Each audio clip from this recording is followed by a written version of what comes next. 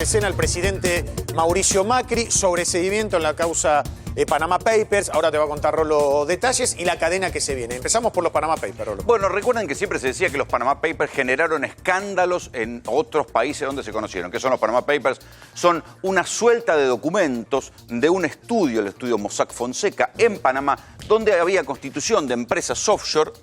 Y esas empresas offshore movían dineros en cuentas y todo eso generó que hubiera un escándalo internacional por el cual tuvieron que renunciar funcionarios en Inglaterra, en Finlandia, en montones de lugares, y eso generó que se convirtiera en un colapso mundial, esa suelta de documentos que hasta el día de hoy se siguen analizando. Un tema que sería de evasión de impuestos. Esos, sí, evasión de impuestos, pero además no solo evasión de impuestos, sino primero fuga de divisas. Claro. Y luego evasión de Exactamente. impuestos. Poné la que quieras primero. Sí. En cualquier caso, lo puede hacer un privado, lo puede saldar con una multa, pero cuando quien lo hace es un político, es una personalidad pública, carga con el papelón, carga con la vergüenza, y esto generó renuncias. Y siempre se decía que en la Argentina el único, porque además saltaron los Panama Papers a poco de asumir Mauricio Macri, creo que fue a 2 meses después. Entonces en ese momento se decía, ¿por qué en la Argentina es el único país donde con los Panama Papers no pasó nada? Bueno, no pasó nada durante todo el gobierno de Mauricio Macri, y ahora que se va Macri tampoco pasó nada, porque el juez en lo penal económico, el juez Diego Amarante, acaba de sobreseer a Mauricio Macri en lo que derivó en la Argentina el caso de los Panama Papers. ¿Por qué?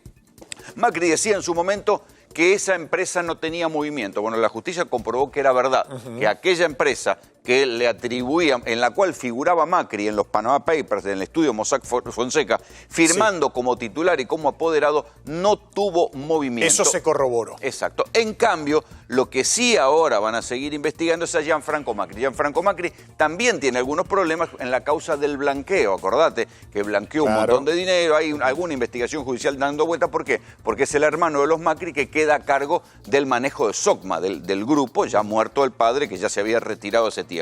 Entonces ahora se conoce el dictamen del juez en lo penal económico que hace zafar a Macri en el final de su mandato. Bueno, hablando del final de mandato, ya estamos en cuenta regresiva a lo que decíamos va a ser la cadena nacional, la primera y última del presidente Mauricio Macri, en donde va a ser una apreciación global, lo que se llama un balance de gestión durante sus 4 años de gobierno, pero claro, justo en el momento en que le cae el peor dato que le puede caer al presidente, en este caso, que es el 40,8% de pobreza en la República Argentina. A partir de lo cual, uno se pregunta, ¿cuáles son los otros datos que Macri intentará sopesar en su discurso, en su balance, teniendo en cuenta que se va con el peor mensaje que pueda dejar de su gestión, que es el que él mismo no quería y sobre el que se pronunció al principio de la misma, que era que se lo juzgara por la cantidad de pobres cuando terminara su gobierno? A esta altura ya debe estar grabado el mensaje, lo vamos a conocer en un ratito, porque siempre Macri graba las cadenas. Las pocas veces que usó mensajes eran grabados previamente, él lee con teleprompter, no es como Cristina que improvisaba y se iba por las ramas. ¿Qué es lo que uno puede esperar? Bueno, va a tener un mensaje autocrítico o va a tener un mensaje maquillador como hizo Marcos Peña, que hace poco presentó un informe de gestión que era un mundo maravilloso. La Argentina era Disneylandia. Entonces, ¿qué va a hacer? Va a tener un tono autocrítico como tuvo en su campaña electoral. Escuché el mensaje, aprendí, entendí, etcétera, etcétera. O va a tener un tono de autoelogio.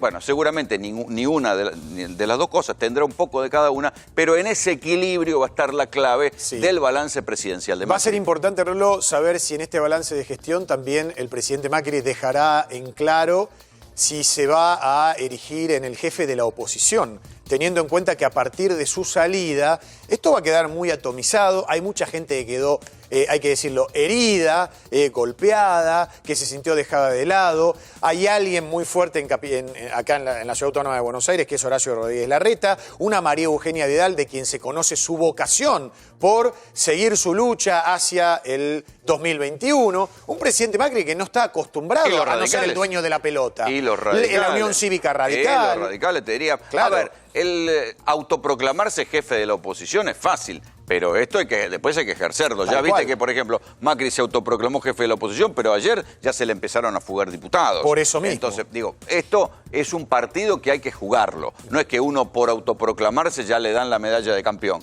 tiene que jugar el partido, como lo van a jugar otros dirigentes, porque Claro. la política es así de dinámica. Por Hay supuesto. gente que quiere crecer, hay otros que lo van a criticar y él va a tener que revalidar los títulos. Exacto, y hablando de revalidar, en virtud de estos primeros 2 años hasta llegar a las elecciones de medio término, acá hay más de un 40, coma y pico por ciento que defender, que es la gente que votó esta plataforma. O sea que no es un universo pequeño que vos vas a representar. Puede hacer lo que hizo Cristina, puede presentarse como candidato en las elecciones de medio término. Bueno, para las 20 se viene la cadena nacional del presidente.